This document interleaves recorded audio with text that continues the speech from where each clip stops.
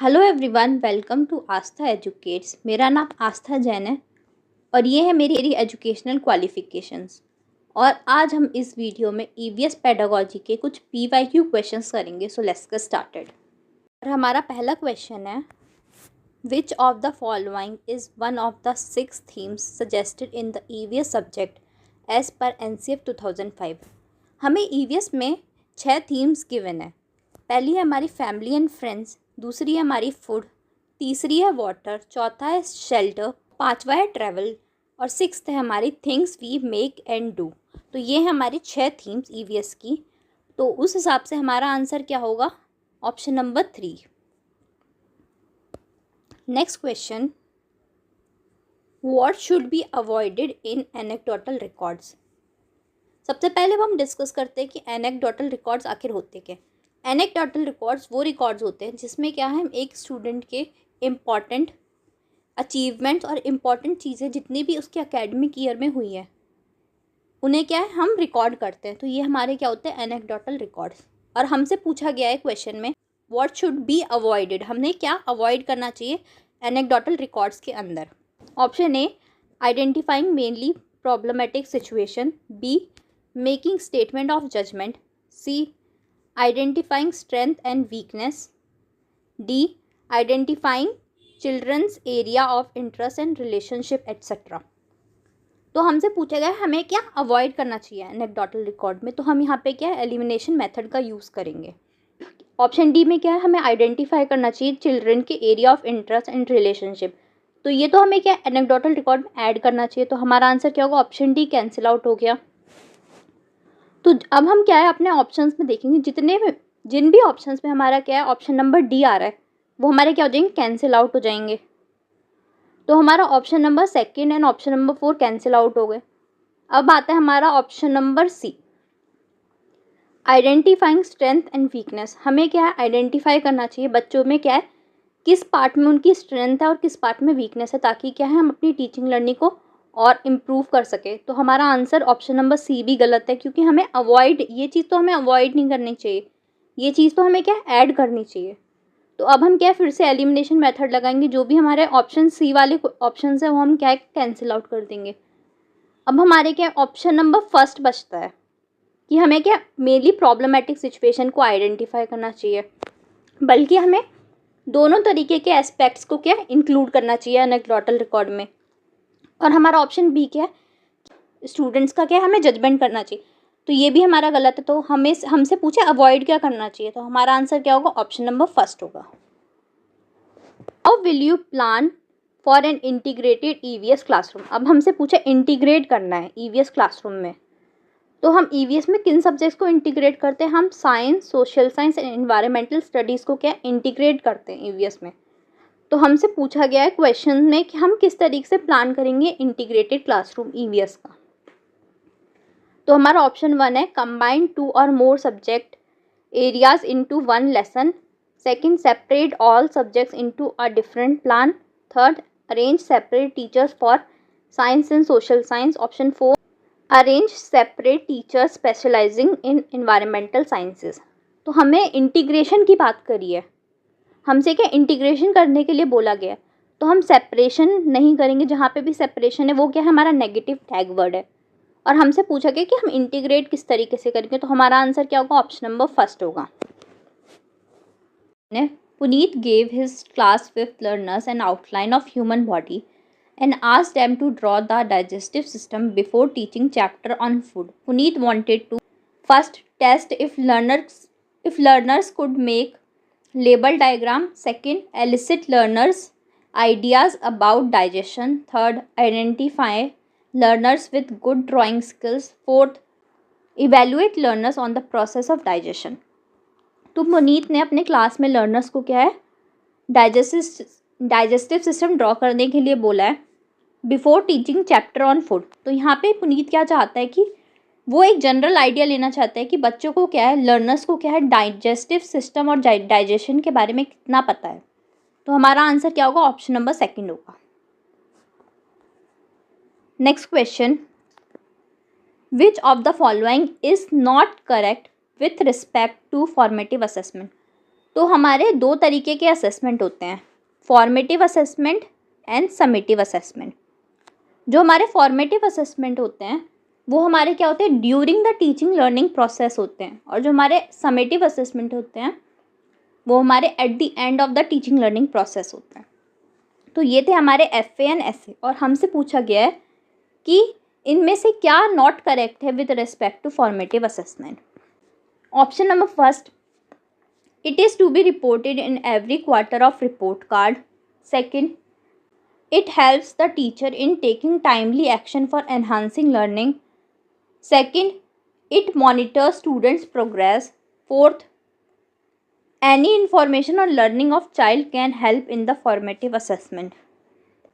तो हमारा आंसर क्या होगा, ऑप्शन नंबर फर्स्ट होगा, क्योंकि हम क्या है फॉर्मेटिव असेसमेंट को क्या फीडबैक के लिए कंडक्ट कराते हैं, हमें इसे रिपोर्ट करने की नीड नहीं होती है। तो हमारा आंसर क्या होगा, ऑप्शन नंबर फर्स्ट होगा।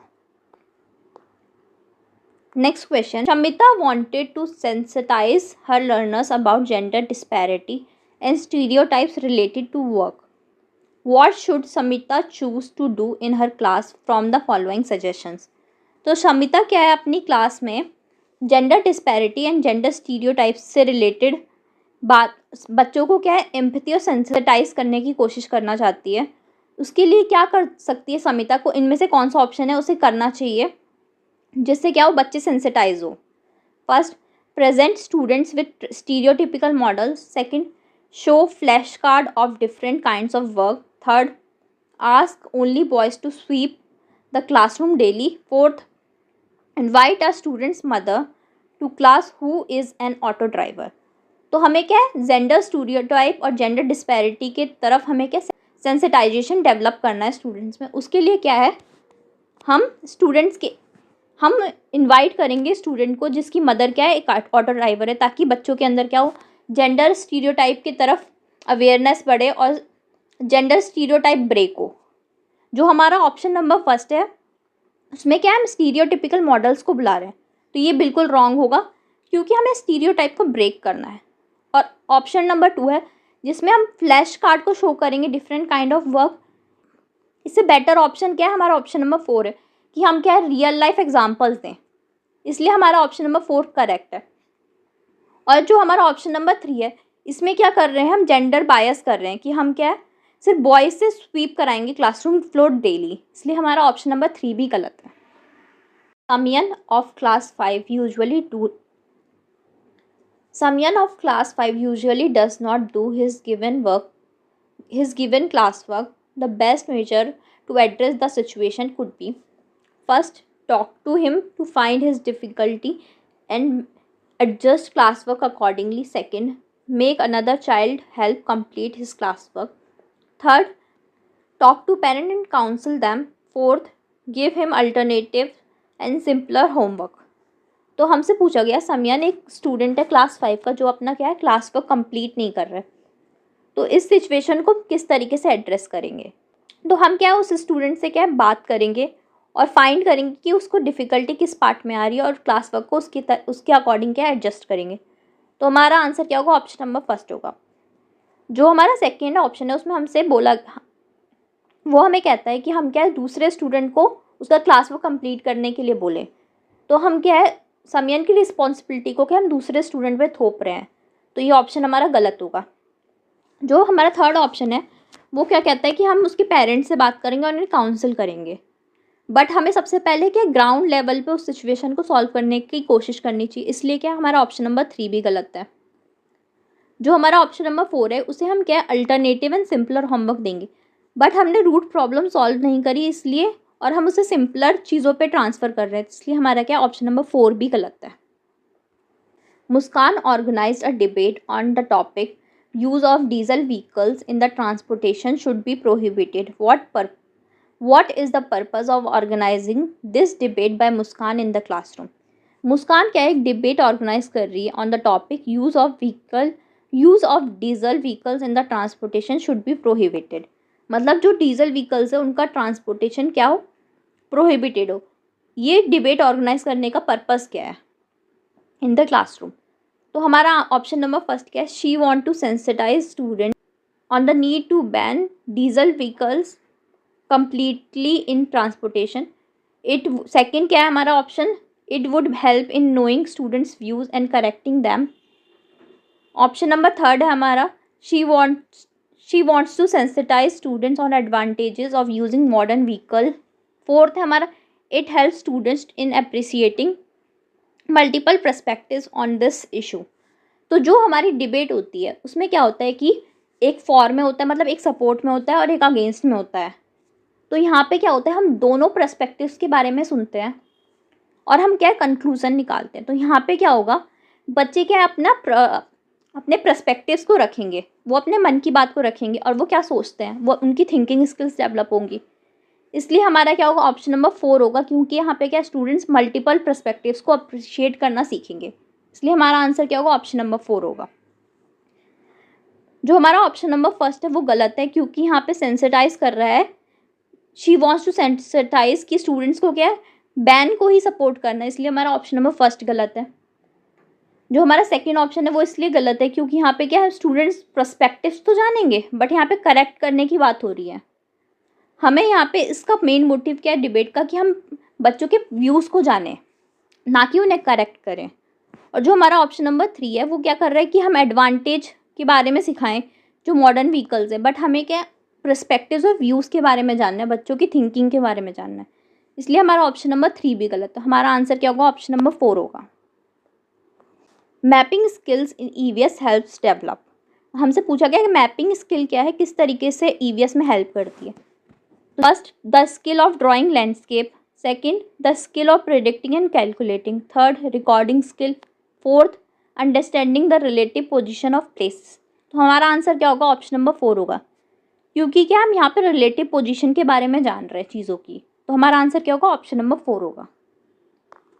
Integrated nature of EVS helps to, first, reduce the curriculum load and introduce specific topics. Second, reduce curriculum load and help children to learn meaningfully. Third, follow child-centered approach and introduce larger number of concepts. Fourth, learn from information and description provided. तो हमारा जो integrated nature है EVS का वो किस तरीके से help करता है. तो हमारा ऑप्शन नंबर 4 गलत होगा, क्योंकि हमें क्या इन्फॉर्मेशन प्रोवाइड करने की बात कर रही है, डिस्क्रिप्शन. हम यहाँ पे मीनिंगफुल लर्निंग की बात नहीं कर रहे. जो हमारा थर्ड ऑप्शन है वो भी गलत है.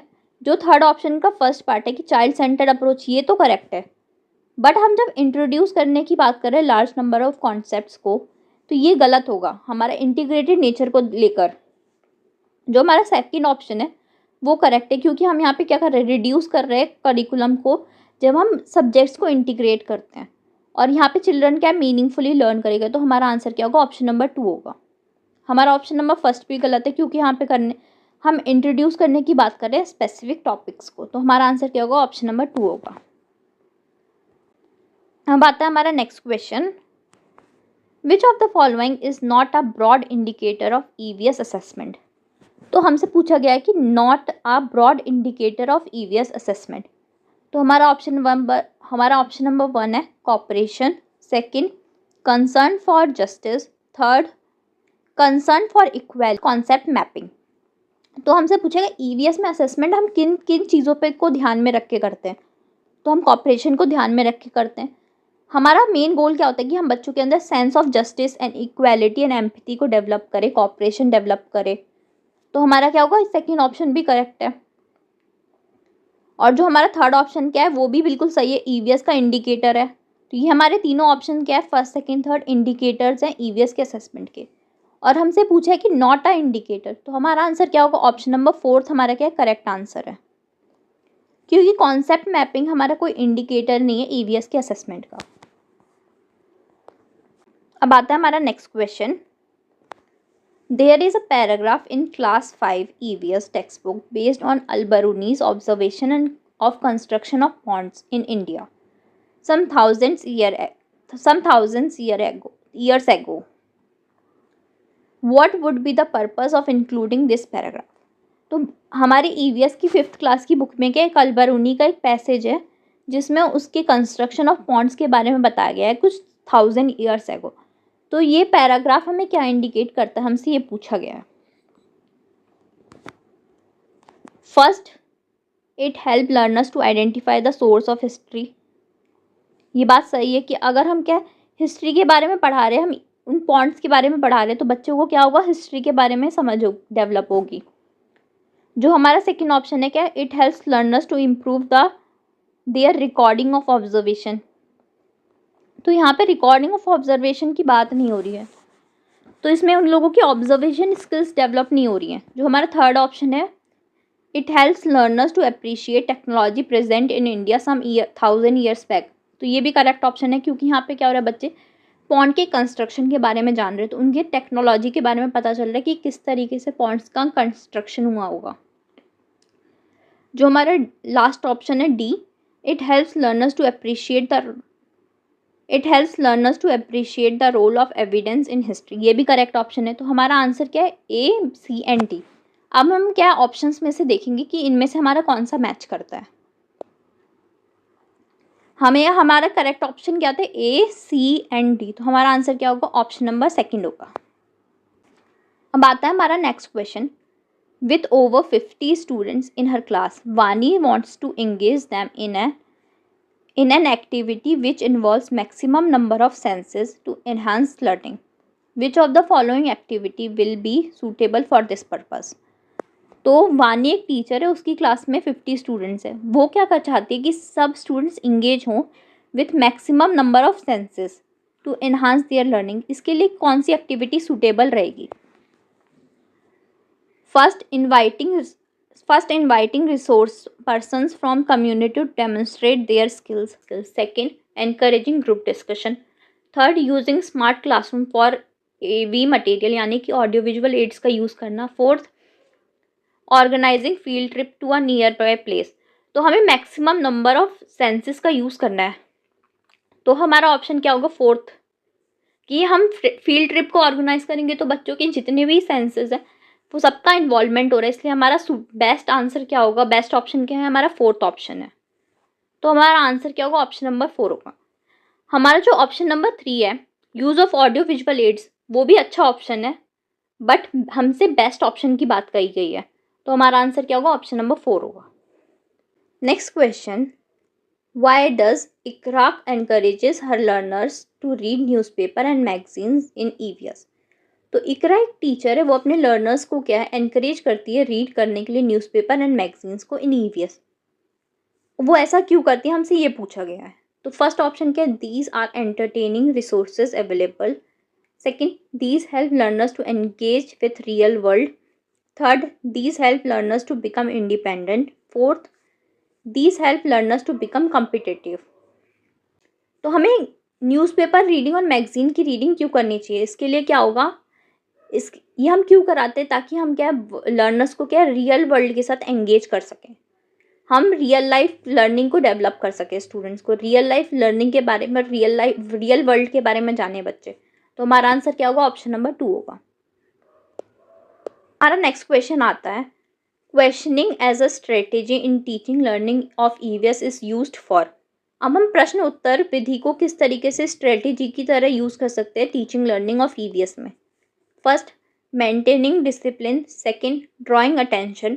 Third, promoting adherence to rules. Fourth, arousing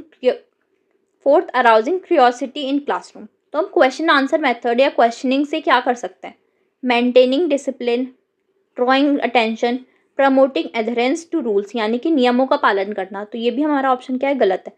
हम क्वेश्चन आंसरिंग से क्या है, बच्चों के अंदर क्यूरियोसिटी डेवलप करते हैं कि उन्हें क्या है टॉपिक से या सब्जेक्ट से रिलेटेड इंटरेस्ट डेवलप होगा। तो हमारा आंसर क्या होगा, ऑप्शन नंबर 4 होगा। अब हम इस वीडियो को यहीं एंड करते हैं। अगर आपको ये वीडियो अच्छा लगा हो तो प्लीज़ इस वीडियो को लाइक करें, शेयर करें, कमेंट करें and subscribe to my channel. Thank you so much.